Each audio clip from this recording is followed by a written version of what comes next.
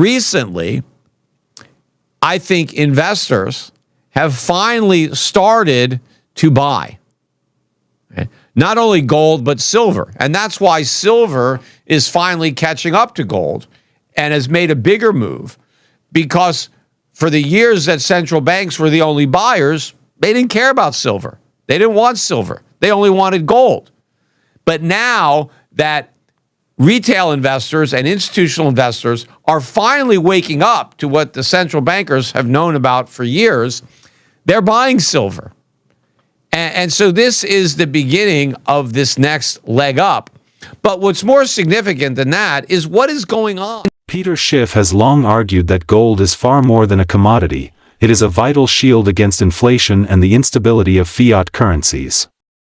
According to him, the recent surge in gold prices is a clear reflection of deep structural weaknesses in the global financial system rather than mere market fluctuation.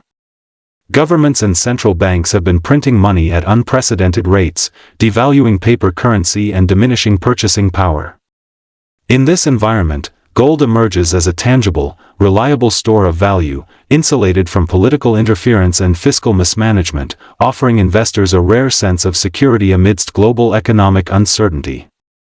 Moreover, Schiff highlights the growing realization among investors that relying solely on the US dollar is increasingly risky. The erosion of the dollar's reserve status and the mounting national debt are not abstract issues, they are real threats that could destabilize markets worldwide. As confidence in fiat currencies continues to wane, both individual and institutional investors are turning to gold as a safe haven, driving demand and pushing prices higher. Schiff sees this as a warning signal for anyone still underestimating the fragility of the financial system. The era of fiat dominance is under pressure, and gold is poised to play a central role in preserving wealth and stability. Before we continue to discuss this, please subscribe to our channel and activate the bell icon for timely updates. Thank you, and enjoy the video. It's hard to say whether or not we're going to have a pullback from here. I mean, certainly the market is due for a pullback. I mean, we've come a long way. In fact, year to date, the price of gold is up 54%. I mean, that is a huge move. First of all, the year's not even over yet. We still have most of the fourth quarter left. But the last time gold was up this much in a calendar year was the 1970s. Now, that was a very significant time period. And by the way, silver rose today by an even greater percentage. It actually traded above $49.50 at the high. As of this morning, or right now, it's back below $49. I think it's trading around $48.80. But the intraday high, it got above $49.50. So very, very close to $50, which is that key level for silver. But if you have to go back to the 1970s to find a year where gold was this good, and of course, it's not like gold had a bad year last year. Gold had a great year last year. It's just having an even better year this year. And of course, a 54% move from where gold was, dollar-wise, is a much bigger move. Think about the value of that move, because you're talking about a metal that's already, mid-2000s and moving up to 4,000. That's a big dollar value of the rise in what all the gold is worth. But if you've got to go back to the 1970s to find something like this, that probably means that what is happening now is likely as significant as what happened then. Now, what happened in the 1970s? You got to understand this, because it was 1971 that Nixon took us off the gold standard. It was supposed to be a temporary move, but it's now been better than 50 years, and we didn't go back on it. But that was a very significant development, because up until 1971, if central banks in Europe or anywhere held U.S. dollars in reserve, which they did, they knew that whenever they wanted to, they could take those U.S. dollars back to the U.S. government and exchange them for gold. It was a fixed rate. If you had $35, you had an ounce of gold. The Federal Reserve note was basically a receipt that paid the holder of that receipt an ounce of gold. You had $35, you could turn them in, and you could get an ounce of gold. Now, in the meantime, you could take those $35 and buy U.S. Treasuries and earn interest, which is something you couldn't do on your gold.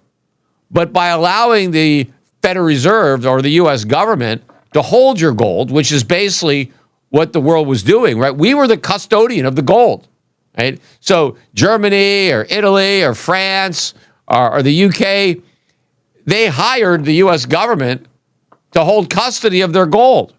And we issued them a warehouse receipt in the form of U.S. currency that represented, a pay to the bearer on demand. Now, of course, at one time, everybody, right? You didn't have to be foreign to convert your paper into gold, right? The initial Federal Reserve notes before 1933, right, were redeemable in gold by everybody. So an American citizen that had $20, because back then the official price of gold was $20.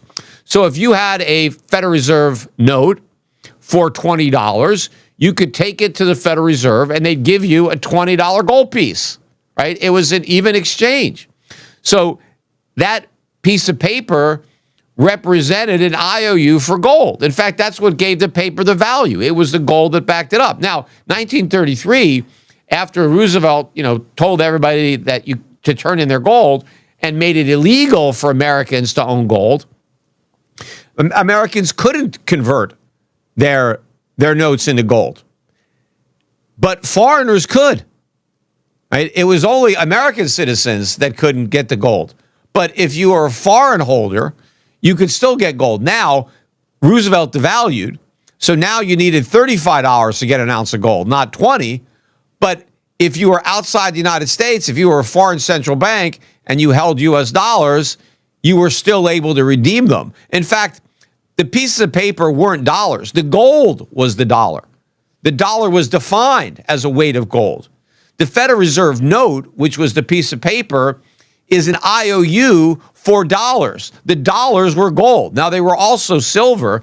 And in fact, while it was illegal for Americans to own gold, it wasn't illegal to own silver. And so they had silver certificates. The Federal Reserve issued currency backed by silver, and you were able to get silver up until, we took the silver away in 1963, 1964, and then we took all the silver out of our coins. But you were able to get silver because, you could take a dollar bill and get 4 quarters. And those 4 quarters were silver, right? So you were able to exchange your paper dollars for silver just by going to a bank and getting change, right? And you can get real money. You can get real dollars. You could get silver dollars, right? The Federal Reserve note was an IOU. In fact, if you read what it says on the Federal Reserve note, it doesn't say it's $1 or $5 or $10. It says pay to the bearer on demand, $10. The $10 is a weight of gold or silver. And so it's an IOU. So, but up until 1971, these foreign central banks who were holding U.S. dollars were really holding gold. They were just storing it in the U.S. in Fort Knox. They were storing their gold. And we gave them this IOU. But what they were able to do with that IOU was purchase U.S. Treasuries. So now they can earn interest on their gold because their goal was they still owned the gold. A key point in Schiff's analysis is the historical perspective. He frequently reminds audiences that fiat currency systems have repeatedly failed throughout history, while gold has maintained value over centuries. Schiff argues that current monetary policies, including low interest rates and aggressive stimulus measures, resemble previous periods that ultimately ended in currency crises. By studying these patterns, he believes investors can anticipate the fallout from unsustainable economic practices and use gold strategically to protect wealth. Finally, Schiff emphasizes that gold is not just an investment but a warning system for broader economic instability. He predicts that as inflation pressures mount and global confidence in paper money declines, gold will continue to outperform most financial assets. Schiff advises allocating a meaningful portion of one's portfolio to gold, arguing that this is not speculation but prudence. In his view, gold serves as both a financial shield and a barometer of economic health, signaling the growing vulnerabilities in the modern monetary system. Stop selling Americans products to earn dollars, right? Go off the dollar standard. Gold is going to replace the dollar as the world reserve. And then, of course, German companies, they don't need dollars anymore. Nobody needs dollars anymore. I mean, the only reason you would need dollars is to buy U.S. products. But we have a massive trade deficit. Our trade deficit is over $1 trillion a year. So the world has plenty of dollars if all they want to do is buy what we produce, because they've got a huge excess of dollars from that. And so those trade deficits can go away. But when the trade deficits go away, that means the products go away. That means Americans can't consume because the products are not going to be available. And the reason they're not going to be available is going to be because they're too expensive. And they're going to be too expensive because the dollar is going to collapse.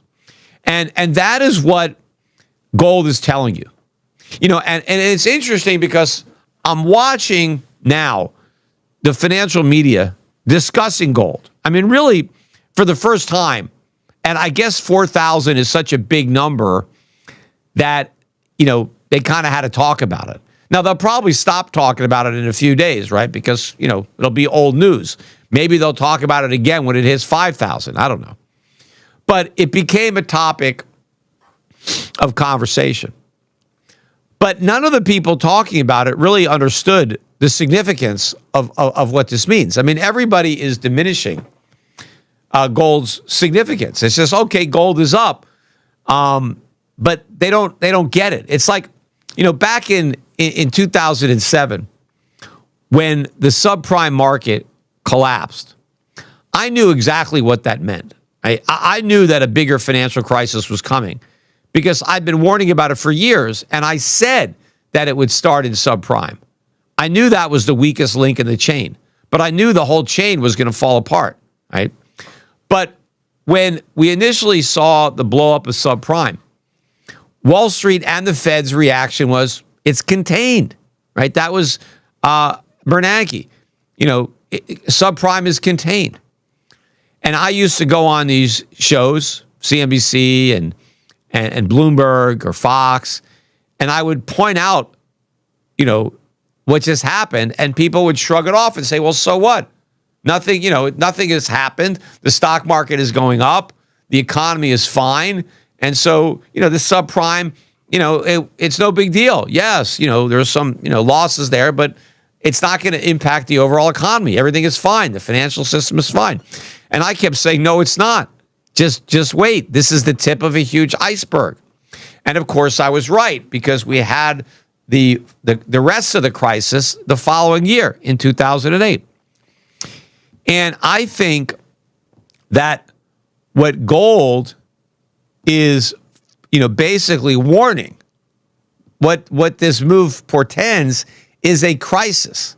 Just like the subprime collapse was a harbinger of a financial crisis, gold soaring the way it is a harbinger of a dollar crisis, of a sovereign debt crisis. Looking ahead, Peter Schiff warns that gold is set to continue its meteoric rise as the world grapples with unprecedented inflation and unsustainable debt.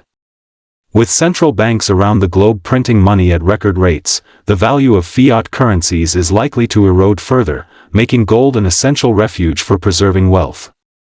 Investors who ignore this trend risk seeing their savings lose purchasing power, while those who act now could secure protection before the next major market shift. Schiff predicts that the US dollar may face serious challenges to its reserve currency status in the coming years. As global confidence in paper money diminishes, gold will increasingly become the go-to store of value, not just for individuals, but for nations seeking stability. This transition could accelerate gold demand, pushing prices to levels previously considered unimaginable. In Schiff's view, the current economic policies of low interest rates, massive stimulus, and rising national debt set the stage for a dramatic correction in fiat currencies. He sees gold as both a hedge and a warning signal, indicating that traditional investments tied to paper money are increasingly vulnerable. Those who position themselves with physical gold or gold-related assets are likely to weather the coming financial turbulence far better than those who remain fully exposed to fiat systems. If you found this analysis valuable, don't forget to hit the like button, subscribe to the channel, and share your thoughts in the comments below. Your engagement helps bring these critical discussions to more people who need to hear them.